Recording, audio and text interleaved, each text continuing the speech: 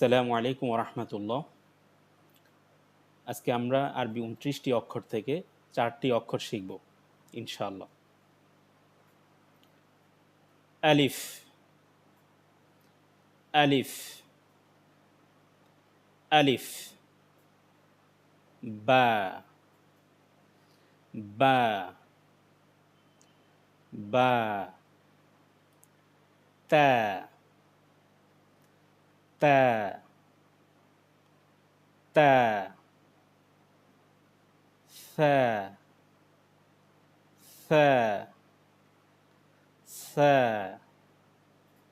এই সাটা জিহ্বার আগা তার বরাবর উপরের দাঁতের সাথে লাগবে। একদম নরম করে পড়তে হবে। এটা সা শক্ত করে বললে হবে না, ভুল হবে।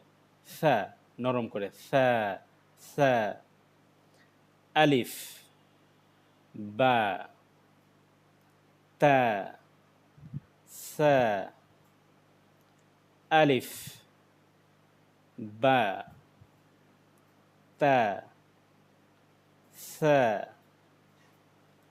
আলিফ, বা, তা, সা।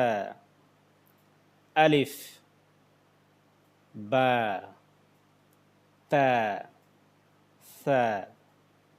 আলিফ, আলিফটা এভাবে থাকবে। আর বা, তা, সা, এটার শেপগুলো একই রকম। বায়ের নিচে একটা ফোঁটা থাকবে। এটাকে নোক্তাও বলতে পারেন, আবার ফোঁটাও বলতে পারেন।